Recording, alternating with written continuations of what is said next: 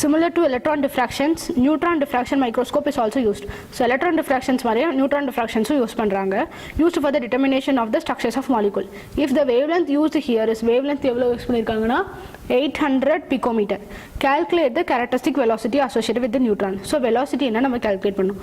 So அப்ப wavelength use கொடுத்திருக்காங்க, wavelength lambda is equal to 800 picometer. So picometer is 10 power minus 12 meter. So calculate the characteristic wavelength. Okay, so velocity கேட்டிருக்காங்க. So அப்ப by de Broglie equation use பண்ணாவே lambda is equal to h by mv. நம்ம velocity calculate பண்றதுனால v is equal to h by m into lambda. So lambda is given and mass வந்து standard mass தான். So அப்ப velocity is equal to Planck's constant 6.626 into 10 power minus 34 joule second by mass. Mass வந்து 9.1 into 10 power minus 31 kg into 800 lambda, 800 into 10 power minus 12 meter. So அப்போ இதை calculate பண்ணால் இங்கே வந்து நமக்கு என்ன கேட்டிருக்காங்க, நியூட்ரான் டிஃப்ராக்ஷன்ஸ் கேட்டிருக்காங்க.